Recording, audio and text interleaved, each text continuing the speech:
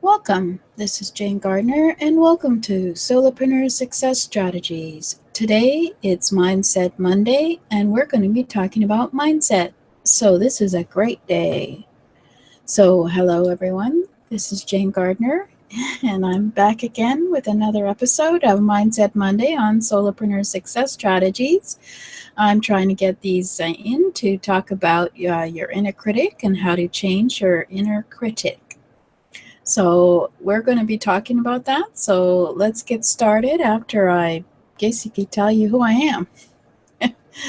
I'm Jane Gardner, and I work with my husband in a structural engineering firm over in Western Canada. And about 3 years ago, or maybe 4 years ago now, I went on to the internet to see if I could help others to start their own home business.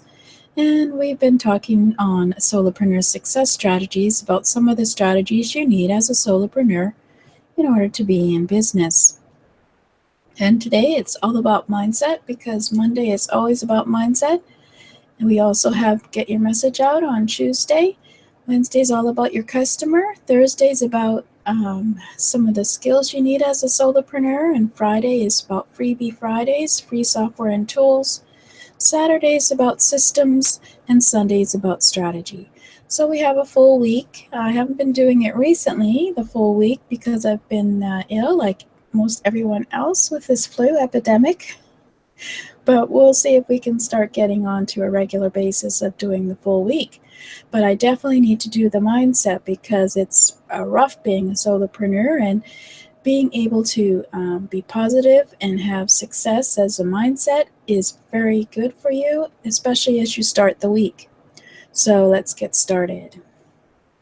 So we were talking about the inner critic last time, and you can go and look at some of my previous episodes at jgtips.com/YouTube.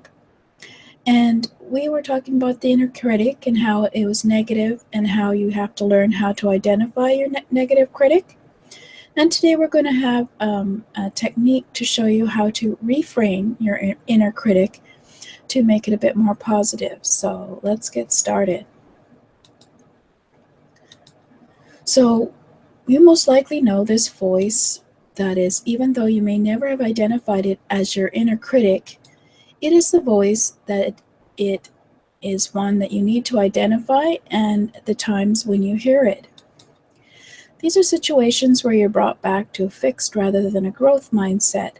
So these are very negative thoughts that you have, either subconsciously or consciously, as you go about your day.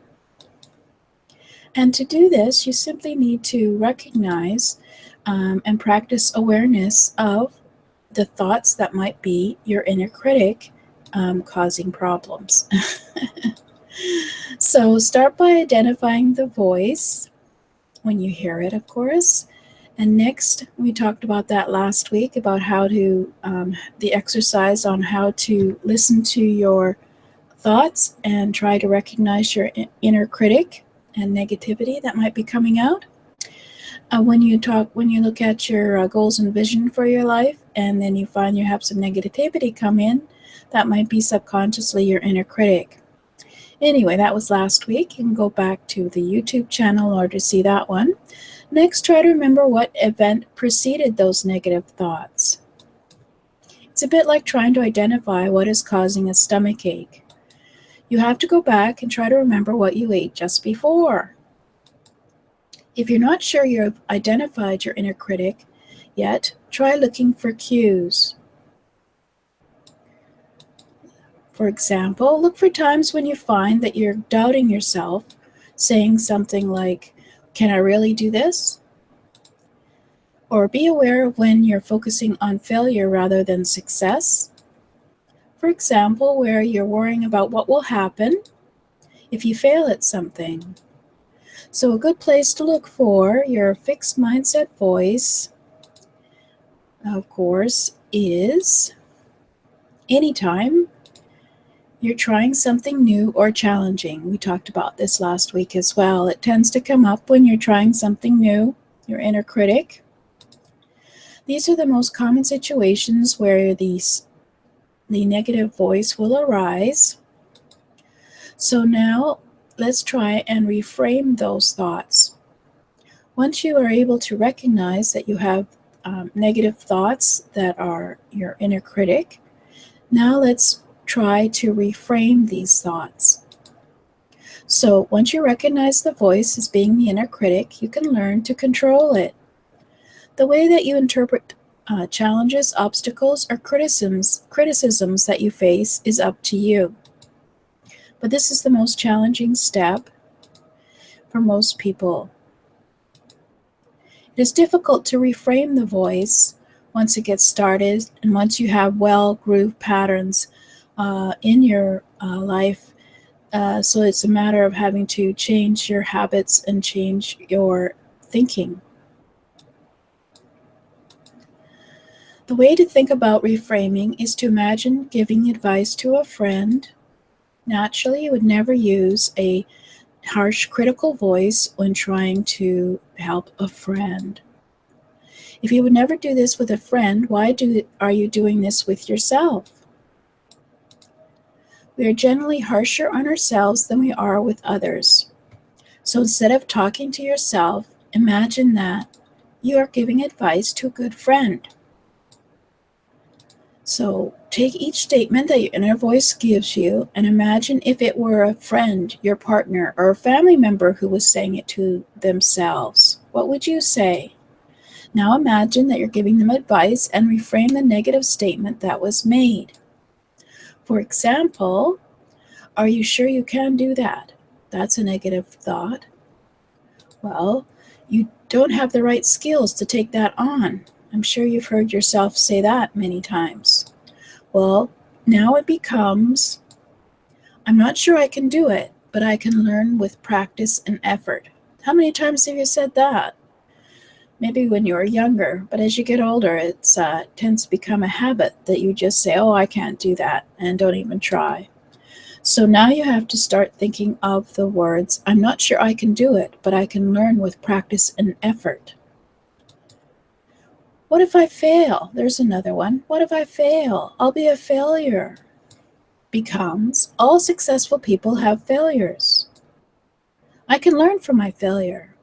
As you know, for those who know me, imperfect action is better than no action, and certainly I don't even consider the word failure. I call it a mistake. So I have changed my vocabulary, except when, of course, I'm talking to you and using these slides. Using the word failure is not in my vocabulary. Here's another one. She's a natural at business. Besides, her family runs the business. I can never be as good as her. Well, now that becomes, she's successful in her business, and I can learn from her. So rather than being negative, you can actually make it be something that you can actually learn from. And then, for example, let's try some intelligence examples. I can't do that. I'm not smart enough to take that on. Becomes, I'm not sure I can do it, but I can learn with practice and effort. Now that's a good one. That should be my mantra. Here's another one. She's a natural at business. Besides, she has an MBA. I can never be as good as her. Well, those kind of thoughts would become, she's successful in her business, and I can learn from her. After the activity of reframing comes the activity of action. What challenges can you take on in order to foster and nurture a growth mindset? What challenges have you been avoiding in your business? Well, we're going to be talking more about this action in terms of next week, about how you can become an action taker, which also makes you have a growth mindset. Because, of course, you're taking action. Like I said, imperfect action is better than no action. So to learn techniques to have a success mindset, go to http://jgtips.com/ SMINDSET. And there's an ebook there called Developing Your Success Mindset with trainings that you can do to develop your mind so that your mindset becomes one of success and growth mindset rather than a fixed mindset. So that was pretty quick today. I just wanted to try another idea for you. Try and reframe any negative thoughts that you have every day. At least pause when you hear a negative thought and ask yourself, well, how can I reframe this to make it positive? So this is Jane Gardner, and I hope you have a good week. It's Mindset Monday on Solopreneur Success Strategies. See you next time.